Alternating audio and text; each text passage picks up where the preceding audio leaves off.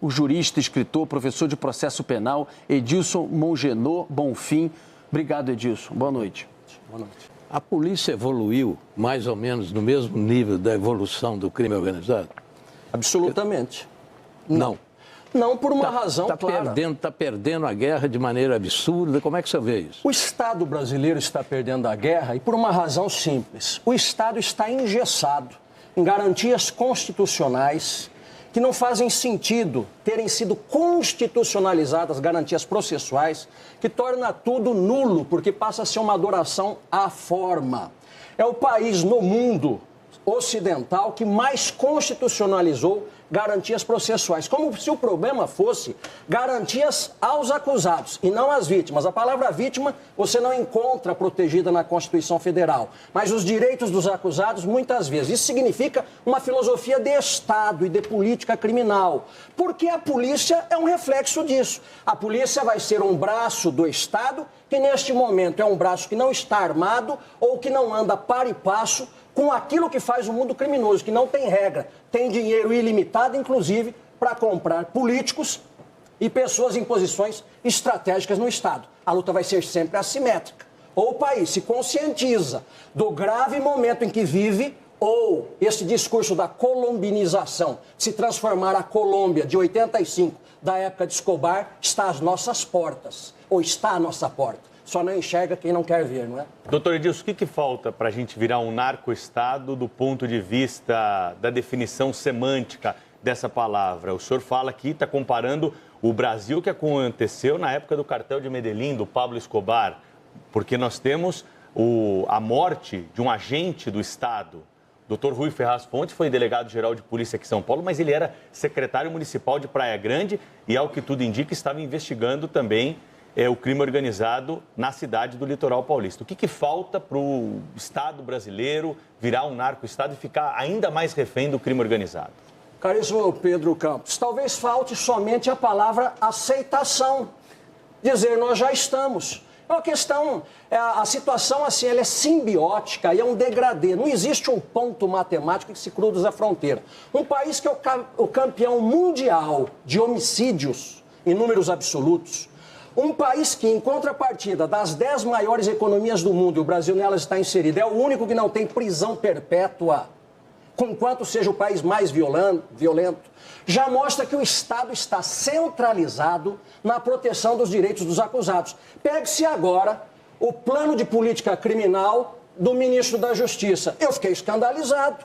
É colocar na rua presos e não construir presídios para colocar encarcerado delinquentes. Nós temos muito mais gente que precisa ser preso do que preso que precisa ser solto. Eu nunca vi no mundo ocidental, eu estudo direito comparado, um outro sistema de direito processual que seja, tal como o nosso, centrado nos direitos dos acusados. E isto é uma mensagem fortíssima para eles. Porque se eles se protegem entre si e sabem que pode contar com a proteção do Estado, inclusive constitucional, onde a palavra da vítima é esquecida, ela é tal ponto desprezada que ela não existe na Constituição, o que falta para aquele que tem um potencial e vontade de delinquir passar ao ato? Não falta nada. Vale dizer o seguinte, nós seremos o Estado, o narco-estado, a partir do momento que compreendamos que a realidade já está aí descrita substantivamente. Basta aceitar a nomenclatura. Só um reparo, existe sim a sintonia de algumas organizações criminosas, tanto quanto existe uma guerra entre elas pela disputa bilionária do mercado de drogas. Verdade. Então é preciso dizer que grande parte dos homicídios hoje são praticados entre eles na disputa do bilionário mercado de drogas.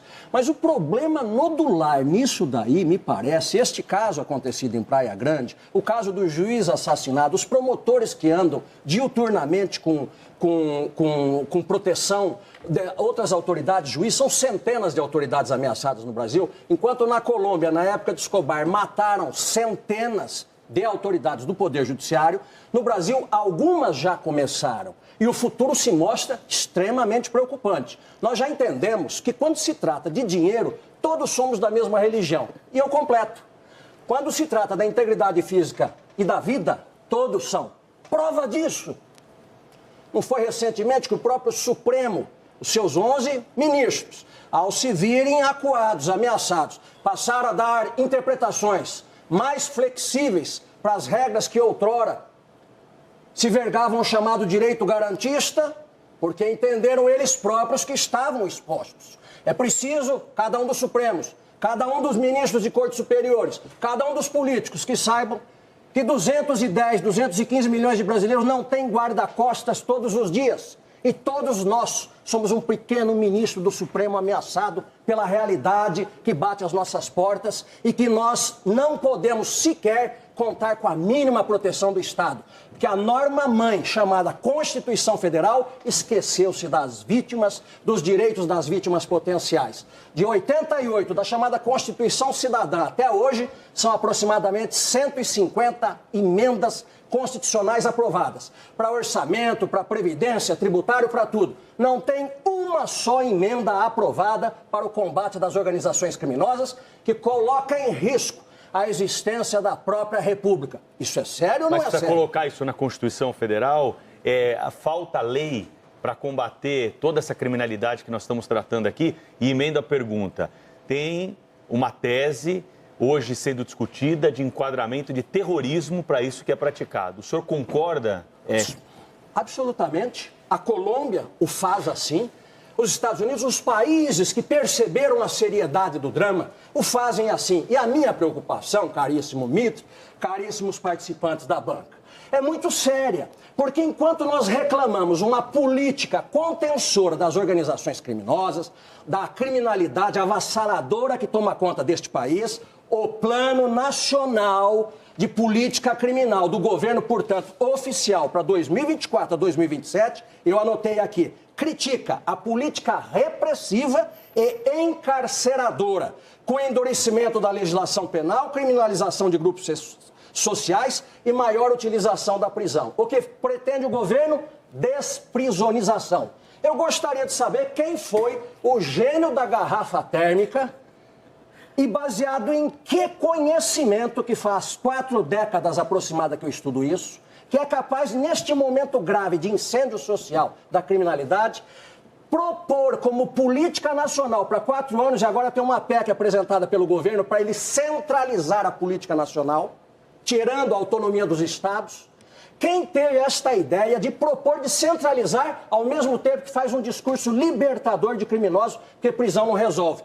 É como se os departamentos penitenciários, como se o Ministério da Justiça não acreditasse ele próprio no que faz. É como o professor de direito penal que dá aula de direito penal criticando o direito penal.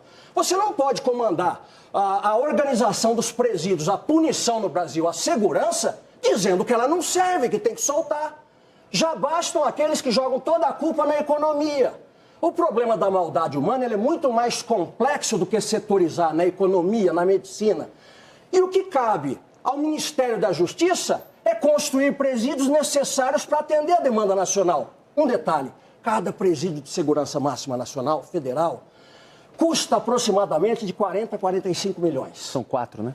São apenas 4. O escândalo do INSS, que fala em 5 bilhões, daria para construir centenas. O custo da corrupção anual no Brasil, em torno de 3% do PIB, seria mais ou menos 300 bilhões. Fiz os cálculos. Presídios de segurança máxima seriam construídos em torno de 7.500 presídios. Nós temos 5. 5. Mas não é uma piada de mau gosto? É. Compram autoridades. Já existe. Já foi afastado o juiz, já teve investigação sobre o promotor. Compram. Há resistências mentais tão diversas quanto os dias da semana ou as estações do ano. Alguns não resistem a um determinado valor, outros se dobram, independente da função, do cargo, da profissão.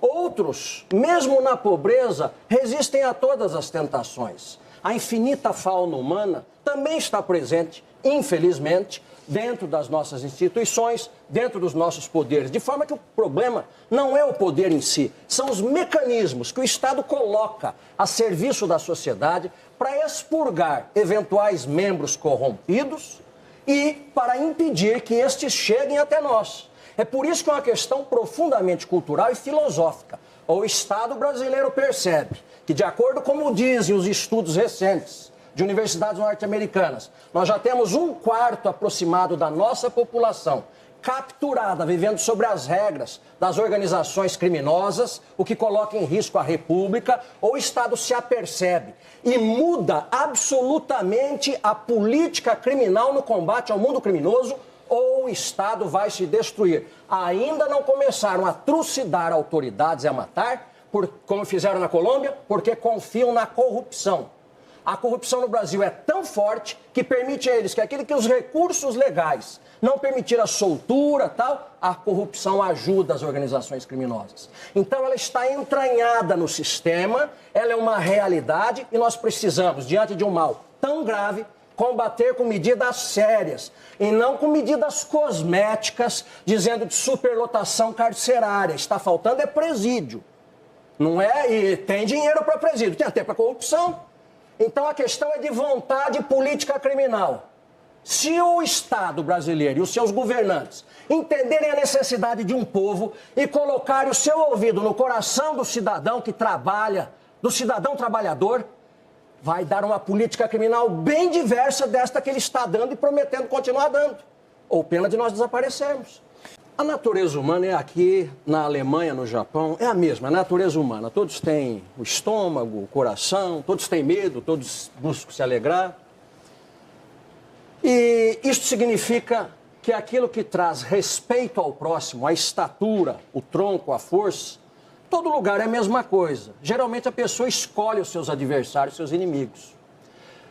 O PCC cresceu, e com esta força que cresceu aqui, porque ele é um ônibus na contramão descendo uma ladeira e o Estado é uma bicicleta, um triciclo lá embaixo. O Estado com dinheiro, com poder, ele se aquietou, ficou com um discurso de mãe caridosa para filho teimoso e os bandidos cresceram, se agigantaram. Ele vai se criar nos Estados Unidos? Ele vai se criar no Japão, o PCC? Não, não vai. No Japão, preso, reeducando é preso. Ele já chega pedindo clemência, respeito, baixa a cabeça, obedece a ordem. Aqui não. Aqui todo mundo passa a mão na cabeça do preso. É no discurso e é no gesto. O discurso político se apropriaram desta agenda e começaram a jogar uns contra os outros. Agora está todo mundo se apercebendo que o assaltante, o bandido, o traficante, ele pega de uma franja política a outra, os filhos de todos. Que os líderes políticos vão se aperceber no futuro é que as suas filhas e os seus filhos, os donos deste país, vão sofrer a violência que sofrem hoje os pobres. Porque hoje quem está mais exposto à violência são os pobres, sequestrados pelas organizações criminosas. O Brasil é o país que tem o maior número de veículos blindados no mundo, mas tem graça uma coisa dessa, pagar uma fortuna para blindar o carro? Aqui é uma necessidade de quem tem dinheiro. E o pobre? Blinda o quê? Se ele conseguir blindar o estômago teu para comer e é trabalhador, tá bom. Como é que nós vamos voltar o nosso olhar de piedade a esta delinquência que está aí? Não há outra expressão mais correta para dizer o que acontece. Estão com dedinhos, com bom mocismo, com cosmética, com maquiagem para uma coisa tão séria. Já viram uma ação de bandido? Tá aí, vocês mostraram. Essa ação de execução do delegado. Querem mais?